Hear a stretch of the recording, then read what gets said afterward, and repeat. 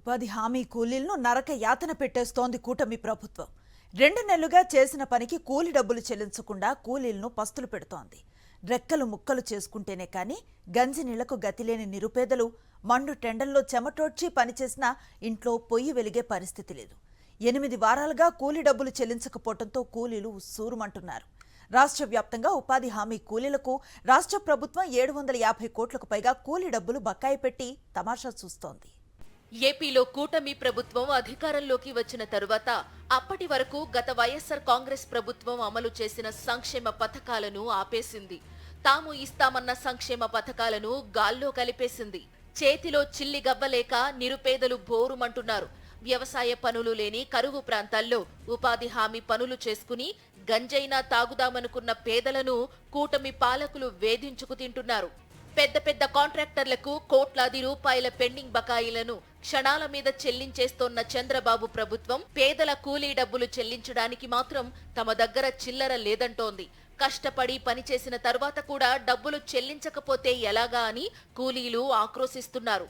అధికారంలోకి వచ్చిన 9 నెలల్లోనే 1,00,000 కోట్లకు పైగా అప్పులు చేసిన చంద్రబాబు నాయుడు ఉపాధి హామీ కూలీలకు ఇవ్వడానికి డబ్బులు లేవనడంపై విమర్శలు వెల్లువెత్తుతున్నాయి. నిరుపేదల వలసలను ఆపేందుకు కేంద్ర ప్రభుత్వం ఏళ్ల క్రితం తెచ్చిన ఉపాధి హామీ పథకంలో పనులు చేస్తోన్న పేదలు తమకు రావలసిన కూలీ డబ్బులను వెంటనే చెల్లించాలని కోరుతున్నారు. వారాల తరబడి చెల్లించకపోవడం వల్ల తాము చాలా ఇబ్బందులు పడాల్సి వస్తోందని వారు ఆవేదన వ్యక్తం చేస్తున్నారు. మేము పొద్దున్నే ఉదయం 6 గంటలకు ఉపాధి హామీ పథకంలో ఉంటున్నాము. పొద్దున్న 6ంటికి వచ్చేసి 10:30-11 దాకా ఉంటున్నాము. కిషోర్ గారు ఎఫ్ఏ గారు బాగానే చేపిస్తున్నారు, పని రోజులు బాగానే చేస్తున్నారు. వారం వారం వస్తున్నాము, మస్టులు చూసుకుంటున్నాం, డబ్బులు సెల్లో చూపిస్తున్నాయని 4-5 వారాల నుంచి డబ్బులు బ్యాంకులలో కూడా పడట్లేదండి. డోక్రా కట్టుకోవాలి కండి. మేము డోక్రా ప్రతి నెల 5వ తారీఖు కల్లా డోక్రా కట్టుకోవాలి. ఇంట్లో కొంచెం ఇబ్బందులు ఉంటాయి. ఈ పని మీదగా వస్తున్నాం కానీ 6 రోజులు ఇక్కడికే ఉంటున్నాం, 100 రోజులు ఈ పని చేస్తున్నాం. మరి మాకు కూడా కొంచెం ఇబ్బందిగా ఉందిగా. ఆ డబ్బులు పడితే కొంచెం అమౌంట్లో వారం కొంచెం పడితే మాకు ఇబ్బంది ఉండదు. పొదుపులు కట్టుకుంటాం, ఈ పని కూడా ఉత్సాహం చేసుకోవాల్స్తాం. అంటే ఈ పనికి వచ్చేస్తున్నాం, బయట పనికి వెళ్ళట్లేదండి. ఈ పని రావడం వల్ల మాకు కొంచెం డబ్బులు పడితే ఇంట్లో ఇబ్బంది ఉండవు. కూరగాయలకు కానీ పొదుపులకు కానీ కట్టుకోవడానికి మాకు ఏ ఇబ్బంది ఉండదు. కొంచెం వారం డబ్బులు వచ్చేటట్టు చూడండి. బాగా ఇబ్బందిగా ఉండేయండి. ఫీజులు కట్టుకోవాలి పిల్లగాళ్ళకి. డోకరాలు 5వ తారీఖు వస్తే డోకరాలు కట్టుకోవాలి. ఈ కట్టుకోవటానికి ఇంట్లో బాగా ఇబ్బందిగా ఉండదు, జరగట్లేదు. మాకు కూడా ఆ పని చేసిన డబ్బులు పడితే మాకు కూడా బాగుంటుంది. ఇంట్లో కూరగాయలు తెచ్చుకొని తినేవాళ్ళం. ఒక్క మండలంలోనే కోట్లాది రూపాయల బిల్లులు పెండింగ్ లో ఉన్నాయి. రాష్ట్ర వ్యాప్తంగా 750 కోట్లకు పైగా ఉపాధి హామీ కూలీలకు ప్రభుత్వం బకాయి పడిందని కౌలు రైతుల సంఘం నేత జమలయ్య అంటున్నారు. మన రాష్ట్రంలో గత 3 నెలల కాలం నుంచి సుమారు 750 కోట్ల రూపాయలు ఉపాధి హామీలో పనిచేసినటువంటి కూలీలకి బకాయిలు ఉన్నాయి. రాష్ట్ర ప్రభుత్వం ఆ బకాయిలు విడుదల చేయడంలో చాలా తీవ్రమైనటువంటి నిర్లక్ష్యం చేస్తూ ఉంది. రోజు కూలికి వెళితే వచ్చే డబ్బులతోనే జీవనం గడిపే కూలీలకి ఈ విధంగా పెండింగ్లో పెట్టి ఇబ్బంది కలిగించడం సరైంది కాదు.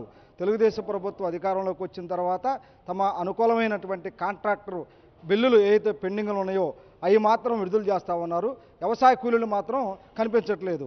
ఉప ముఖ్యమంత్రి పవన్ కళ్యాణ్ తన శాఖ బాధ్యతలను గాలికి వదిలి ఇతర శాఖల్లో జోక్యం చేసుకుంటూ హడావిడి చేస్తున్నారని జమలయ్య ఆరోపిస్తున్నారు.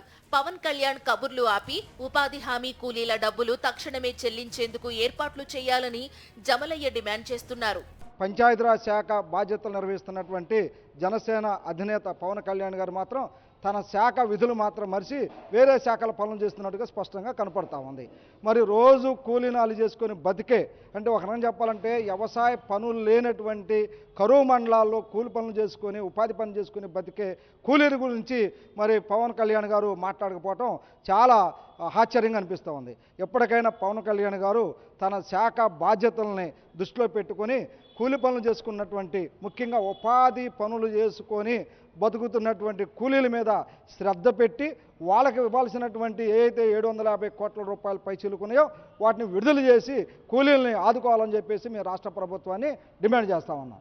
తాము అధికారంలోకి వస్తే అబ్రకదబ్ర మంత్రం వేసి సంపద సృష్టించేసి జగన్మోహన్ రెడ్డి కన్నా ఎక్కువ సంక్షేమాన్ని ఇచ్చేస్తానని ఎన్నికల సమయంలో చంద్రబాబు కోతలు కోశారు. దానికి పవన్ కళ్యాణ్ తెగ ముచ్చట పడిపోయి అందుకే చంద్రబాబు వంటి సీనియర్ కి తాను మద్దతు ఇచ్చానని పదే పదే డబ్బా కొట్టారు. ఇప్పుడు ఇద్దరూ కలిసి అద్భుతాలు చేయడం మాట దేవుడెరుగు. డొక్కలు ఎండి ఉసూరుమంటోన్న నిరుపేద కూలీలకు ఇవ్వాల్సిన డబ్బులు ఇప్పిస్తే అదే 10,000 అంటున్నారు మేధావులు.